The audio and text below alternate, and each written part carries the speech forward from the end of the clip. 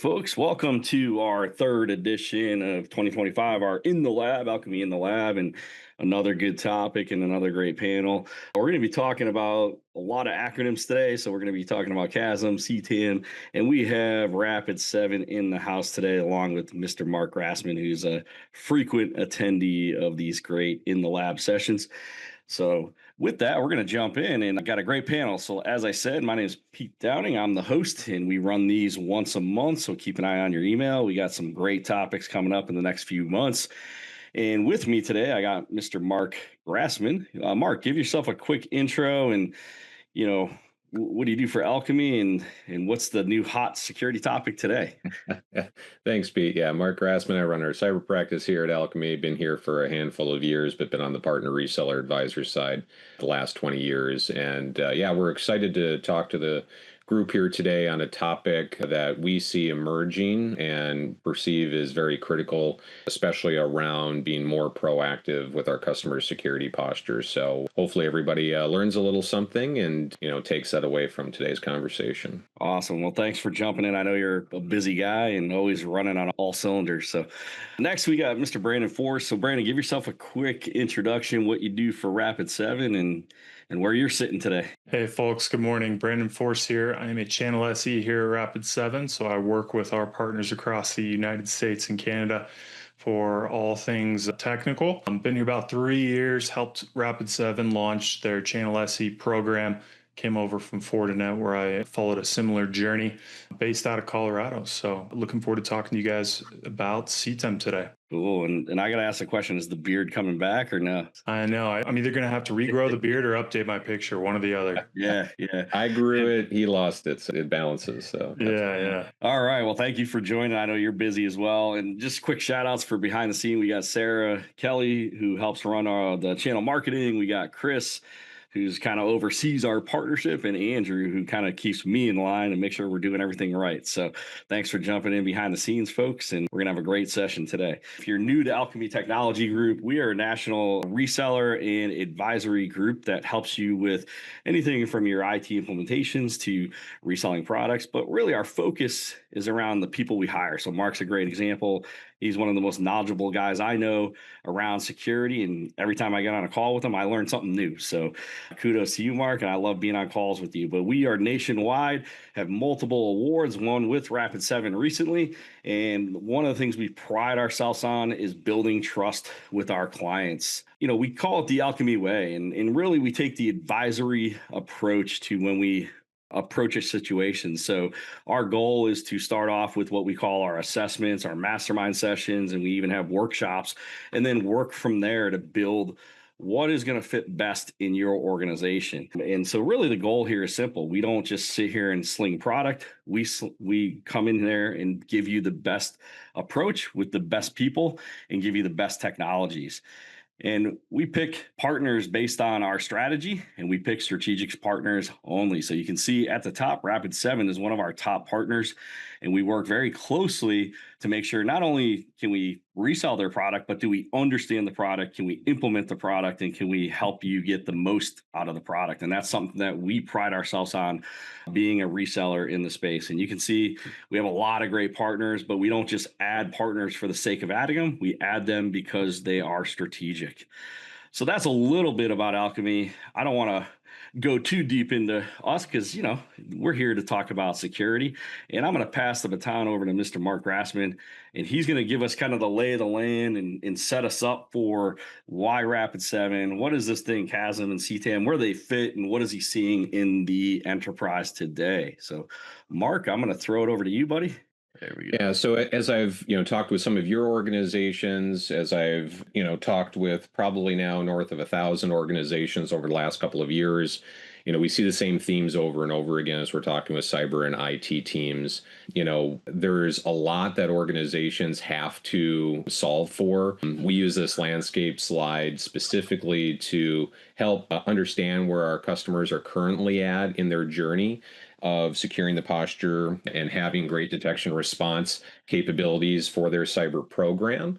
But what we have found is most organizations have been primarily focusing on protection and detection and response activities move forward there, Pete. What we refer here as reactive security. And again, there's been a lot of focus on this because a lot of maturity in the space over the last 5 years, moving beyond just assuming that endpoint protection and firewalls and email security, as well as some basic identity controls, are enough to protect the organization.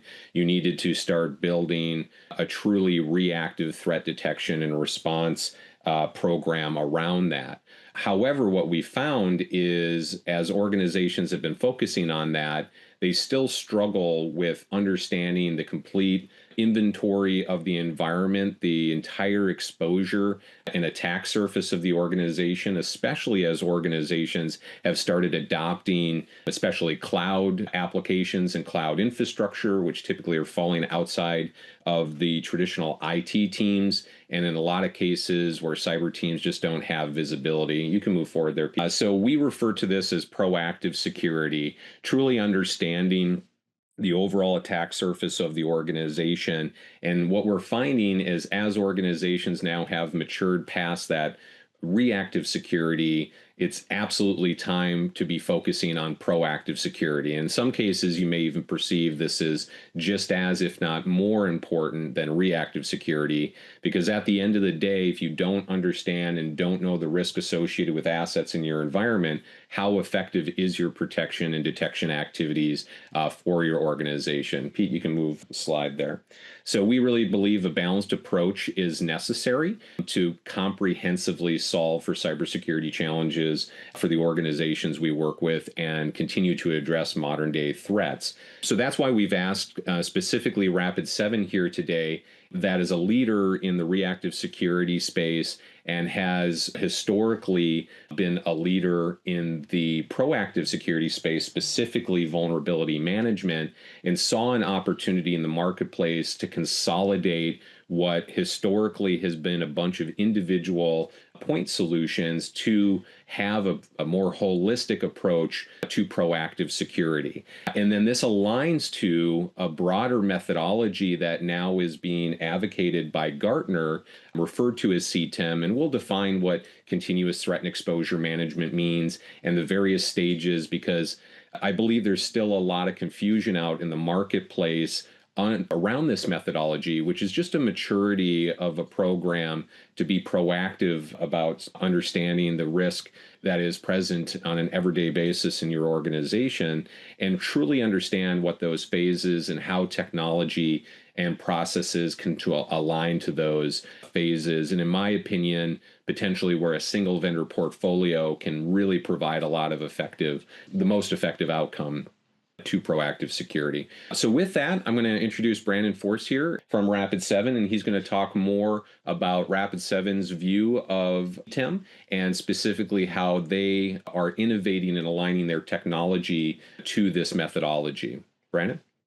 Mark did a great job setting the stage on kind of what we're seeing in this shift from reactive security and to proactive security. So I'm going to get a little bit more granular here and talk about kind of the shift from vulnerability management to exposure management and kind of set the stage for why we're seeing this shift, why now, why it's relevant. So before we get into the framework, let's talk about an interesting prediction from Gartner.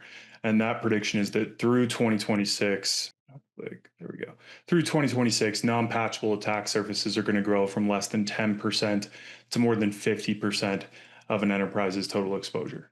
That's a huge prediction. That means automated patching, which a lot of organizations are not doing today, that's going to be less effective than it is today. And it makes traditional patching, of course, a much, much more challenging endeavor. So the market reflects this as well. Gartner also predicts that organizations that are prioritizing security investments through a CTEM program are predicted to be 3 times less likely to suffer a breach by 2026. Again, a huge prediction there.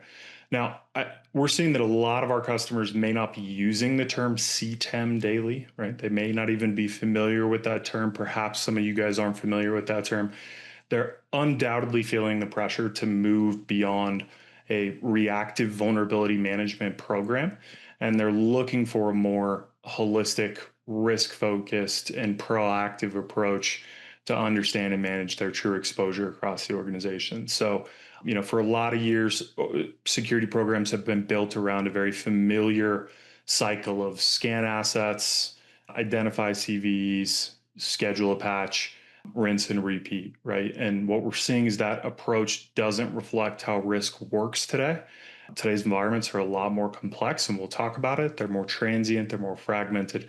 And that's really why CTEM has kind of come into the spotlight. So let's take a second and ground this discussion and the reality we're seeing on this slide. From our 2024 incident response report, we had some very interesting statistics on initial access vectors. And what we're seeing here is not necessarily surprising, but it's very sobering, right? And that is that over 80% of initial access comes from stuff we already know how to prevent, which is no or improperly configured multi-factor authentication, unpatched vulnerabilities, and social engineering, which of course can oftentimes be mitigated by endpoint controls, right? So these aren't 0 days, these aren't novel chain attacks, these are basic exposure hygiene issues that never got fixed or they never got seen. And that tells us something really important. It's not that we can't detect threats, it's that we haven't consistently removed the conditions that allow them to succeed. So the question then becomes, why aren't we solving these problems faster? Right? Not how do we chase every CVE, but why do we keep missing the same obvious exposures, and what do we need to change to fix that at scale? So let's talk about why we're failing and why we're struggling with the basics. Last year alone, we saw over 50,000 new CVEs, and there's been a decade of investment in vulnerability management, right? But despite that, organizations are still drowning in findings. Here is what we're seeing. Now we add in, cloud SaaS applications, these very ephemeral and transient environments, overprivileged identities, right? All these new complexities in a modern environment. And the backlog of CVs doesn't just get, or the backlog of exposures, I should say, it doesn't just get longer, but it gets a lot blurrier. And gaining visibility is a real struggle, as Mark alluded to, right? It's hard to get that clear consolidated view of everything that's running and whether or not it's secure. Disjointed tooling is a big problem. A lot of organizations have a dozen different security tools and they don't necessarily talk to each other, and ownership is fragmented, right? So exposure ends up being distributed across IT, DevOps, cloud teams, and other business units. And that makes accountability and remediation a big challenge. And this fragmentation doesn't just make it hard to find risk, it also makes it very hard to prove it, to prioritize it, and then, of course, to act on it. So when we talk about CTEM, we're not just talking about scanning better. What we're really talking about here is managing exposure as a business system, one that requires visibility, context, validation, and then feedback to operate efficiently. So I want to take a second here to help us truly grasp what we're talking about here. And I think it's important to reframe how we think about exposure. A lot of organizations are treating exposure like a list, right? Vulnerabilities, misconfigurations, weaknesses that need to be remediated one by one. But that is a very reactive approach, and it focuses on what already exists, visible, and not necessarily how and why that exposure is building up in the first place. So an analogy I like to use here is this bathtub model, right? And thinking of exposure as a continuous inflow of risk into the environment. So the faucet in this analogy represents our exposure inflow, our risk inflow. It's all the way risk enters our environment. So that's new infrastructure or cloud services that are being spun up, configuration drift as changes are made, unmanaged or newly adopted SaaS applications. That can be new identities that are being created and access rights granted.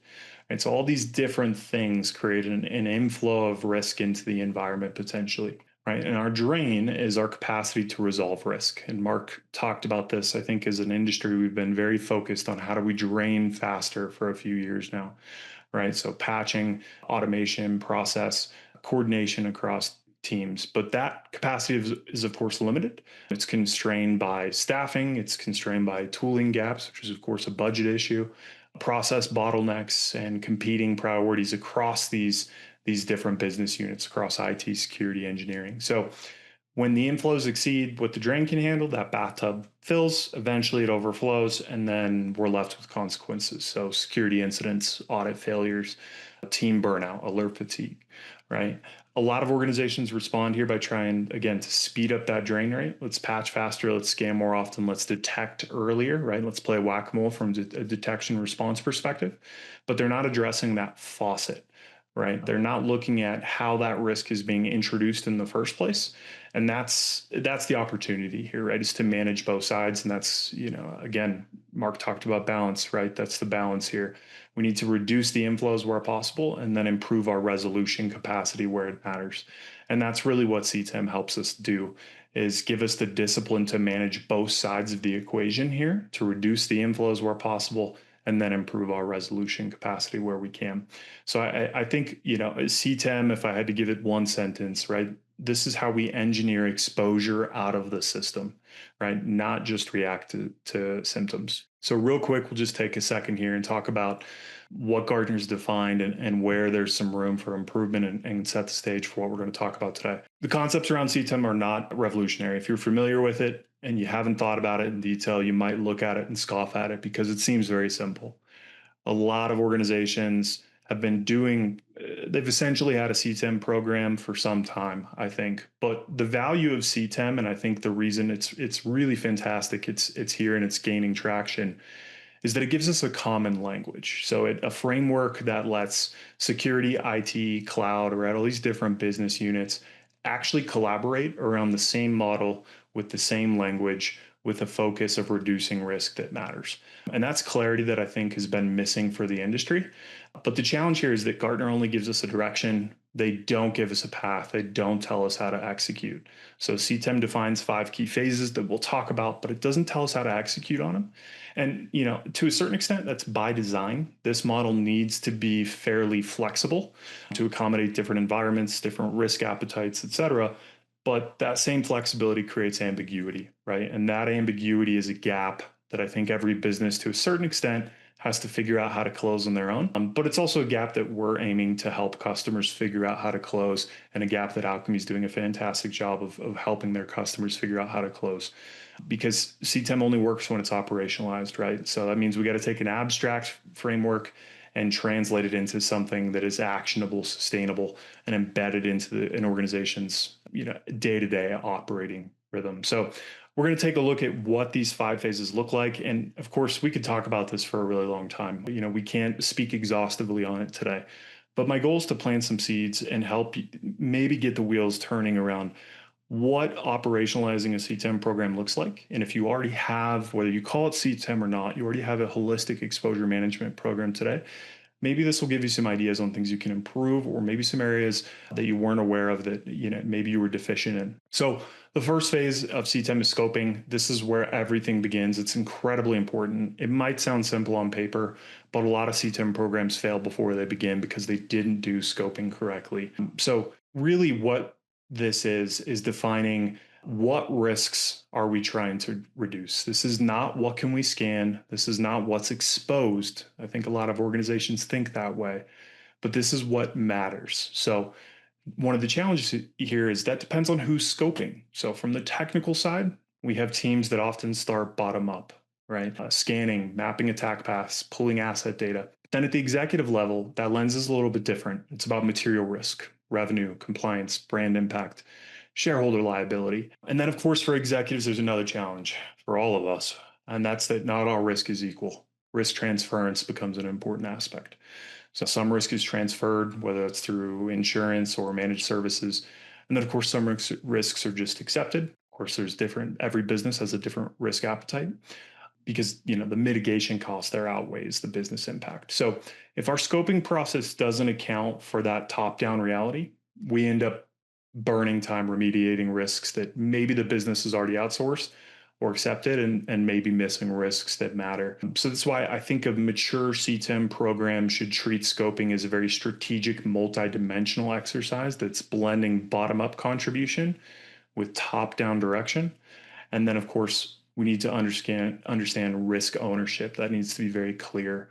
So understanding what needs to be remediated versus what's been transferred or prioritized, who owns it, and whose responsibility that is. Now, scope can take a lot of different forms. We can run multiple scopes at once in parallel, and they can each be in a different phase of the CTEM cycle. This is not a single loop program, and that's really how this is meant to be run.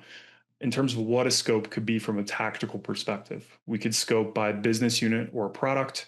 We might scope by platform or application team. So think mobile services or partner APIs. We could scope by asset types, external assets, internal assets, data bearing infrastructure, so on and so forth, right? A scope can be anything you want. Sometimes we may have subscopes, so we can start very broad and get more granular. And that's very important. Another important thing to note here is scopes evolve, right? Scoping drift is a real thing here. It's a risk. Infrastructure changes, mergers and acquisitions happen, business priorities change. So what's in scope in Q1 may not be in scope in Q3. So scoping is not a one and done thing. It's something that we should be completing every cycle, or at least on some type of cadence, right? We need to constantly be reevaluating, hey, what is really important and what risks are we trying to reduce and what assets are in scope for this potential risk that we are trying to reduce, right? And finally, this is a very big one. Scoping is our first chance to regulate exposure flow, right? This is where we can determine how much pressure we're putting into the system. So if we overscope and we flood those next stages of discovery and prioritization that we're going to talk about with noise, we run out of resources really quick, and this program is not scalable and it's not tenable long term. If we underscope, we miss high impact risks, of course, which we don't want to do. So the question here becomes, where can we reduce exposure most effectively with the teams and resources that we already have? That's our starting scope. That's a great place to start if you haven't done this. And then you expand from there, right? Iteratively, deliberately, based on progress and capacity. This program is never going to be perfect. It's not meant to be, but action and motion and momentum is the key to a successful program, I think. So if you get scoping right, we set ourselves up for success in the following phases. Now, scoping is what defines what matters. Discovery tells us what's actually out there, right? That's what's exposed. So we're determining here what's unaccounted for, where do our exposures actually lie. We're surfacing up vulnerabilities, exposures, misconfigurations, et cetera. So this is where the first wave of operational friction hits, because modern attack surfaces, like we alluded to, they're not neatly contained, right? The exposures exist in a lot of different places and forms, right? When I look at what the different exposure domains are, cloud, on-premise, external assets, identities, misconfiguration, digital risk channels. So things like brand impact, leaked credentials in the dark web, right? And also applications and APIs, right? So we have a lot of different exposure domains and a lot of different locations with a lot of different owners. So organizations they're discovering these things today. They're finding them. In fact, I'm sure many of you, even potentially, you are identifying these exposures across every exposure domain. Problem in making this tenable long-term and scalable long-term is that different teams are using different tools, right? Security teams may be running vulnerability scans. Cloud teams are using their posture management tools. Threat intelligence is off doing its own thing in another silo. And each of those tools generates signal, but they're often lacking context, right? Or they're producing conflicting views of what's exposed and what matters. Because of that fragmented ownership, no one can see the full picture. So that's a big challenge here. And if we find exposures, but we don't know who owns them, what that asset does, or how it contributes to business risk, right? We don't have that context. How valuable is that information, and how do we drive action? Right. So I think Gartner doesn't explicitly state this, but I think a foundational prerequisite for a successful CTEM program is we need to either have some type of tool aggregation in place, or tool consolidation, or I think ideally both, right? I think that we need to have that telemetry surfaced up and visible in one centralized location to make this program effective. So after we've answered the questions of kind of what matters, what do we have, and where are our exposures, then we need to answer the question of, hey, what should we fix and why? So prioritization helps us answer what we should fix, and it starts to help us answer why we should do it. Validation, that next stage, is really going to help us answer why we should fix it, right? But we start here. So I think a lot of organizations are still relying on static severity scores, or they end up just passing risk directly from a tool output to some kind of action queue to remediation. And that creates two issues, right? The first one here is one I'm sure we're all very familiar with, is the idea that everything ends up being critical, right?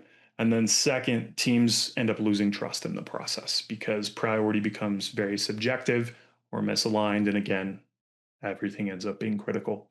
So to make a CTEM program very successful, we need to take a different approach where we are combining, well, there's a few things here, but to start, I'll talk about it. We need to combine both an inside out and outside in intelligence to assess actual risk. So what does that mean, right? From an inside out perspective, we need to know what kind of asset is this? Is it internet facing? Does it hold sensitive data? Is it part of a regulated environment? And who owns it? From the outside in, we need to factor in things like, is this being exploited in the wild? And this is where our threat intelligence comes into play. Is there a known exploit path? Are adversaries currently targeting this vector? Right? Is this vulnerability part of a common attack chain? Those types of things that give us that outside in perspective. So we need both of those views to properly assess not just how bad something looks on paper, but how likely it is to result in actual material loss to the business. So a huge function of this stage is to reduce noise without missing risk, right? Again, we talked about pressure into our system, talking about exposure flow, right? If we can effectively prioritize, we can reduce the pressure on those downstream stages. Lateral risk also comes into play here, right? So even exposures on low priority systems can introduce high impact risk if they're on an attack path, right? So understanding that lateral risk also helps us prioritize and reduce noise. If we identify 900 open services on a couple hundred hosts and we stop there, we just dump 900 tasks on the remediation team. But if we apply prioritization logic and we filter by external exposure, by known exploit, data adjacency, all those different factors we talked about, that list shrinks to 30 real priorities, freeing up bandwidth for us, right?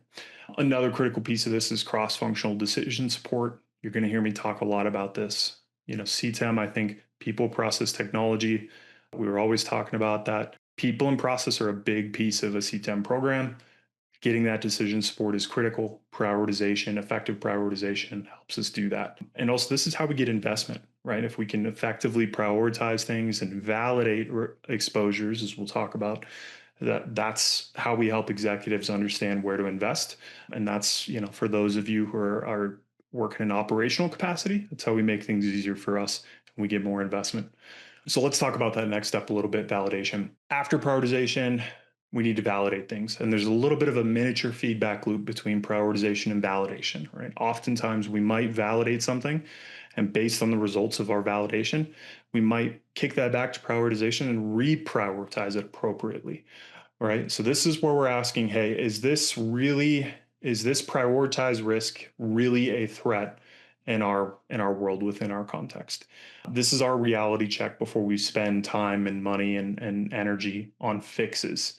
Validation is a heavy lift. It's difficult to scale this, right? We can't validate everything.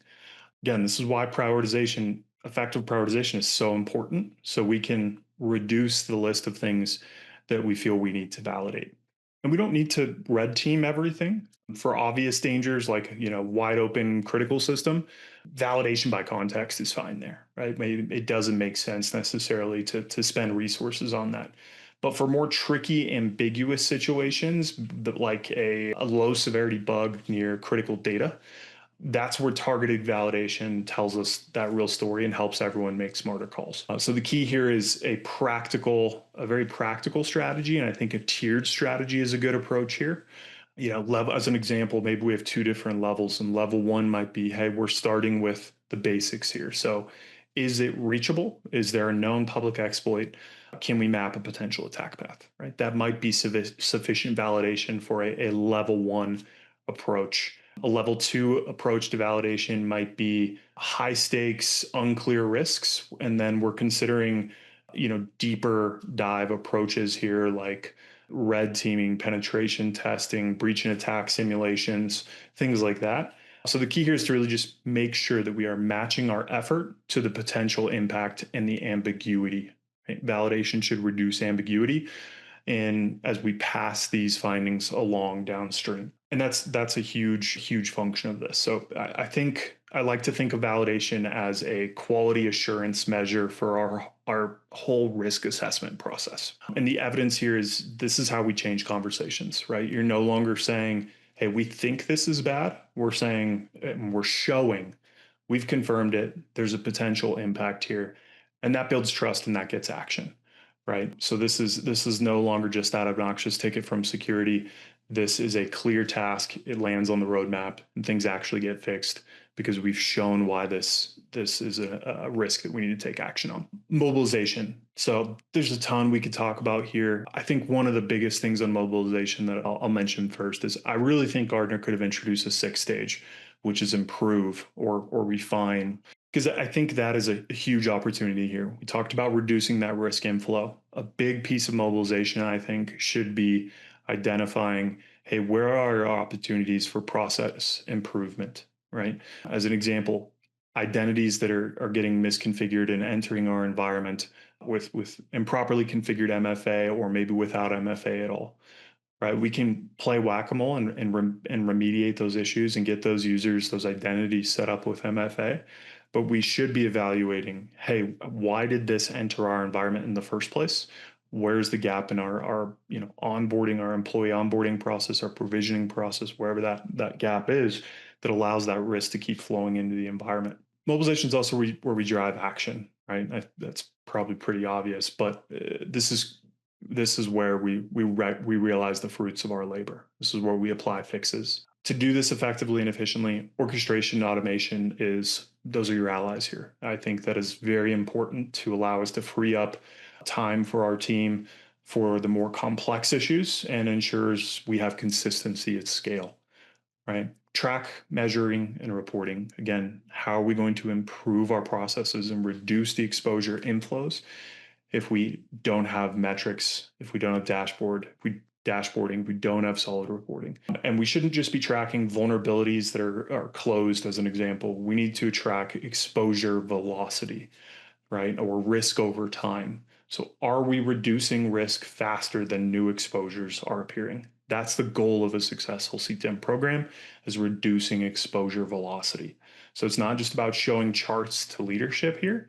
It's about telling the story of how your security posture is improving and where process changes are having an impact. Right? Tool consolidation really pays off here. Having an aggregated view of exposures and a unified platform to manage remediation really can cut down on swiveling between tools and having different remediation workflows and ticketing procedures and whatnot across, what are oftentimes very siloed tool sets. Smart grouping and clear ownership is a big one here. So try to group similar fixes for efficiency. And so maybe all public S3 buckets that are reading policy X, and clear ownership for action is still very important here, ensuring that someone's actually accountable for seeing that fix through to completion. And this, of course, finally fuels our next CTEM cycle, right? So the insights we gain here, again, those reports, those metrics, that exposure velocity, all of that data we're collecting throughout this stage, that's going to get fed right back into that scoping conversation that we have when we restart this process. So with that said, again, there's so much more to talk about here, but hopefully I gave you guys some food to kind of get the wheels turning. But with that, I actually want to talk a little bit about, how Rapid7 can help simplify the process. First thing I'll note is we can't do it all, right? There is no CTEM. CTEM is not a technology, it's a framework, right? There is no one vendor out there that can be a true CTEM in the box solution. However, I will say, I think that Rapid7 gets closer to that than anybody else on the market. We're leading the charge here with our Exposure Command product. We're going to look at that within the platform here in just a moment. But Exposure Command makes up a lot of different technologies. We consolidate a lot of different tools, right? We can consolidate vulnerability management tools, application security tools, cloud security tools like CSPM, CNAPP, security orchestration automation tools. And then, of course, there's a CAASM component that's very, very vital. CAASM is a new term to you. That's an attack surface management tool, right? So it consolidates a lot of different technologies into one very cohesive platform. And as you can see here, this product or this solution spans every single stage of CTEM. So this can free up a lot of bandwidth from the technology challenges of operationalizing a CTEM program. So we can focus more on some of those people and process challenges like we talked about. So with that, let's jump into the platform and take a look at what this looks like. Now, again, this consolidates a lot of different technologies. We, of course, can't discuss it all today. We could probably spend several hours looking at the full breadth of capabilities of this platform, but I just kind of want to give you guys a glimpse into what this looks like. So here we are in our command platform. Sorry, give me 1 second here. So our command platform is aptly named. This is our central point of command. This is powered by our CAASM solution. This is CAASM, I think by nature, should be vendor agnostic. Ours, of course, is. We're collecting telemetry from a lot of different tools, and we're surfacing it up in one central location, and we're providing context for those findings in one central view. Talk about that scoping phase. This is going to make scoping a lot easier. This is going to allow us to answer what are traditionally very difficult questions very easily. As an example, we talked about those initial access vectors, those top 3 that comprise over 80% of initial access. We have insight into how vulnerable we are into those initial access vectors right here the second we log in, right? And we can answer, again, questions that a lot of times are hard. So how many total assets do we have? How many identities do we have? How many external assets do we have? That's a big component of this solution and a very valuable component, and one that not all CAASM vendors provide is visibility into their external attack surface as well. How many cloud assets do I have? And then I can answer really important questions that I can surface up to leadership to get investment, to get buy-in, to get support from those cross-functional teams. How many assets do I have without endpoint security? How many assets do I have that are not being assessed for vulnerabilities, right? How many users do I have that don't have MFA enabled? Now, one of the big advantages of this platform, and I think where we really stand out in the market, is the fact that we can provide native discovery and assessment of exposures across every single exposure domain. That's huge. So we are not navigating different tools to collect or different platforms to conduct assessments, to conduct scans, and then to collect telemetry. So we see vulnerabilities here. Let's take a look at our remediation hub here. Here you can see we're surfacing up vulnerabilities from cloud, from on-premise. But what's really cool here is we can also filter this by things like, is there endpoint protection on this, right? Are there mitigating controls? Is this currently under patch management? All right. So again, that gives us context to help prioritize our program. Understanding our cloud posture, that's a crucial component of this platform. And here I can start to see how we can make prioritization a little bit easier, right? I have some really key insights surfaced up to me as soon as I navigate to this page. As an example, I can say, hey, show me my assets that are public, that are on a business critical application with critical CVEs, and they're on an attack path, right? At that point, how much work do I need to do from a scoping, a discovery, prioritization, and a validation perspective to know that I need to take action on this and get the support I need, the cross-functional support to go and take action on that, right? It makes things much simpler. So if I were to click into this is going to bring me straight into my cloud security tool and our layered context view, where we surface up features and capabilities across our entire cloud security offering into one central point in one central view and centralized location. And here I can slice and dice and ask really important questions, again, to help with scoping, to help with prioritization. I can ask things like, hey, is this publicly accessible? Is this business critical? Is it on an attack path?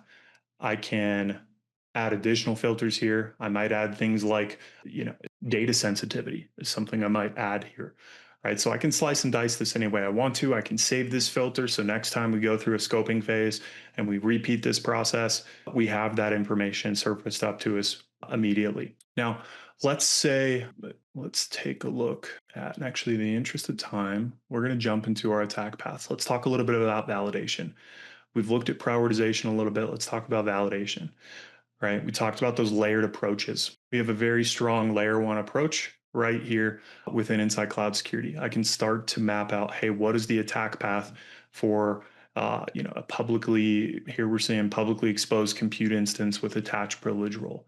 I can drill into these different assets, these different subnets, these different user groups, et cetera, and I can understand what are the findings for this particular resource. I can see, hey, what does the public access look like? What are the related resources?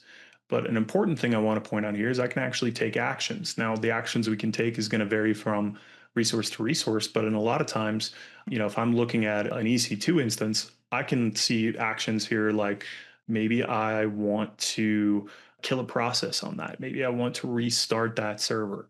There's actually actions I can take here. Again, that makes mobilization a lot easier. We can go a lot further than that in terms of actions. And we do that within our bot factory. And this is where we can perform automated remediation. Now, what's super powerful about the way we do remediation in this is that we can identify changes, changes to a resource, new resources, resource deletions, et cetera, in about 60 seconds.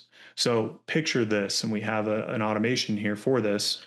Picture a scenario where you have that super secret S3 data bucket, right? And that goes public, right? That is exposed to the world and it shouldn't be. With this tool, we can identify that misconfiguration in about 60 seconds. I can kick off a Slack message to the resource owner and let them know, hey, your resource is public. It's not supposed to be. I can flag that resource as non-compliant. I can create a ServiceNow ticket if I want to. But then most impressively and most important is I can actually revert the control or revert the permissions on that instance and take that instance back to private. Again, makes that mobilization stage a lot easier, right? And if I can automate those things based on pre-configured templates, right? Based on our own best practices, based on compliance standards. So that's something we can do here. And we have a lot of different compliance packs for different frameworks out of the box. We can integrate this with infrastructure as code, those compliance packs, right? We talked about reducing the exposure inflows. Right? Let's shift left, prevent those things from happening in the first place. Those are all things we can do within the cloud security tool. One of the next things I want to look at, let's go back and talk about on-premise a little bit, right? Vulnerability management, where a lot of customers start. I want to just take 1 second to talk about prioritization, because I think we do a better job of prioritization than a lot of our competitors do. So we talk about the different types of context we can provide. We, of course, have our own risk scoring proprietary risk scoring mechanism, and we have a unified vulnerability scoring mechanism across on-premise and cloud assets. But we feed a lot of information into that, and I think we're in a better position than a lot of our competitors to make the kind of determinations we do for a lot of reasons. We have a global honeypot network. We collect attacker telemetry. A lot of in-house research projects. We do 1,000 plus penetration tests a year. Massive global MDR service where we collect insight from our own customers. Right? A lot of incident response engagements we do. We're the custodians of Metasploit, the biggest penetration testing framework on the planet, right? Black hats and white hats like use that. So it puts us in a very authoritative position to make determinations around things like, hey, what is the expertise level required to exploit this asset? That's something we factor in. Is there Metasploit modules available? Are there malware kits available, right? Are we seeing this exploited in the wild? Are we seeing these vulnerabilities within your environment exploited in the wild? That's a dashboard we have available to you, and that's based on our own threat intelligence and something you can see here within this tool. So the other important thing, and we don't have a score for this particular asset, but you can see this context-driven risk score. I can give assets criticality tags. And if this is a high criticality or a very high criticality, that risk score is going to get a context-driven score that's higher than its base score.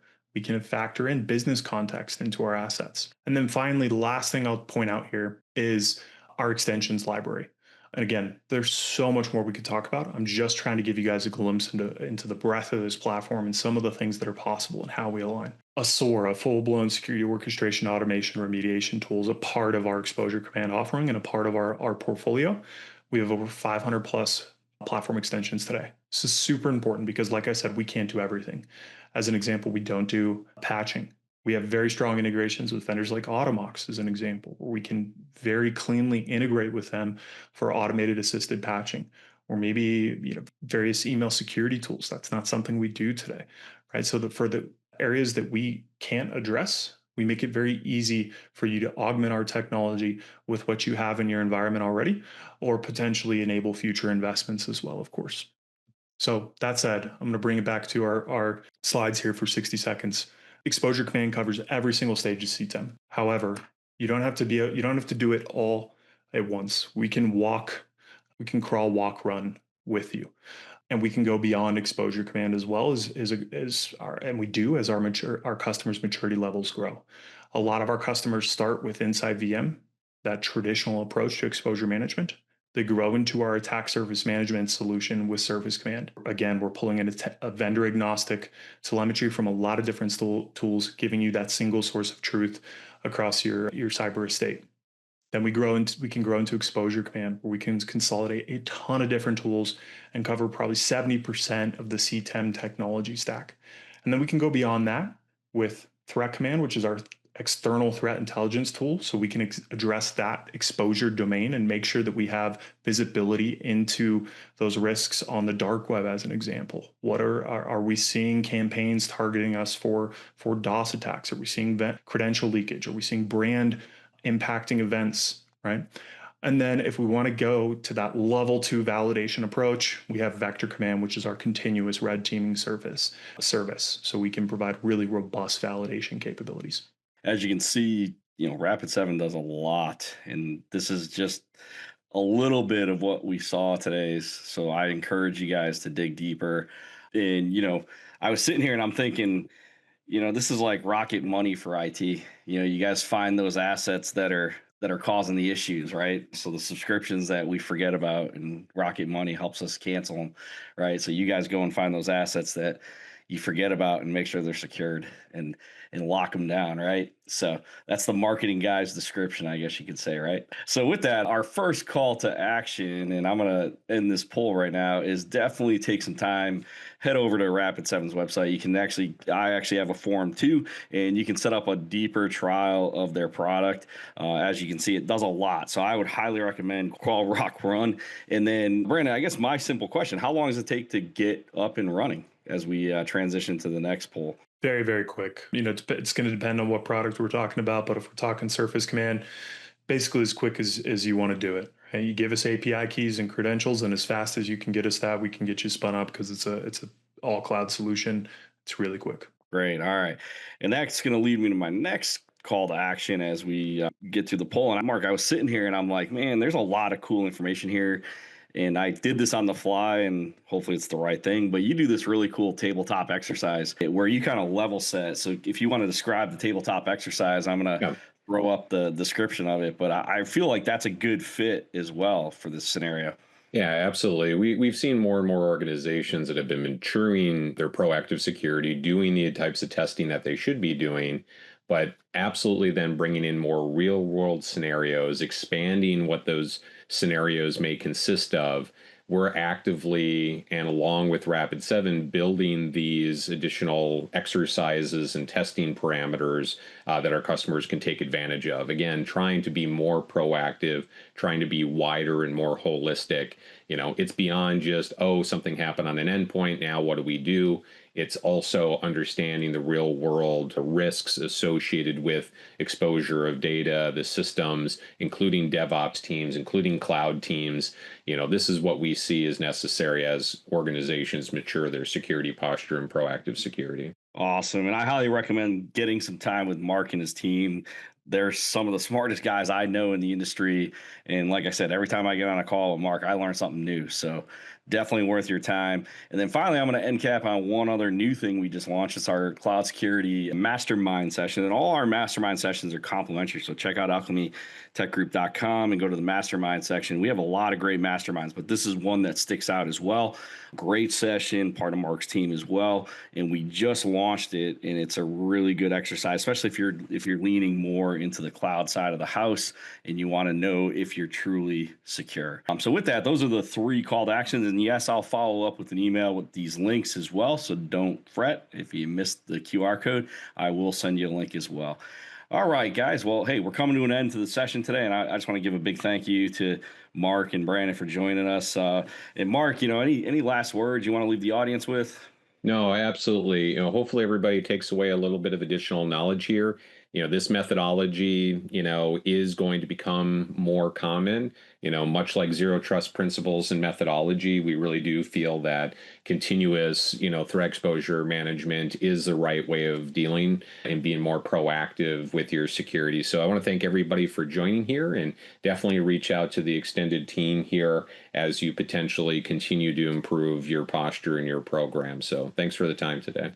Yeah, and Brandon, thank you for joining. Any final thoughts you want to leave the audience with? No, I'll just say, again, we covered a lot. There's so much to discuss here. We aim to be, advisors and help you guys implement these programs. So please reach out if you want to have some discussions around what these programs look like and how we can make things easier from a technology perspective. Awesome. Well, yeah, I want to thank you guys for joining, and also thank the audience for joining. As I said, we do these once a month at the end of the month. So keep an eye out for our next session. We're going to be focusing on data and potentially getting a great guest on. So keep an eye out for that. And then in July, we're going to dive back into the security realm. And we got a great agenda for the remainder of the year, and you'll see that unfold in the next week or two. So keep an eye out. And as always, thank you for jumping on today. See you next time. And as I always say, have a great day, and see y'all on the flip side.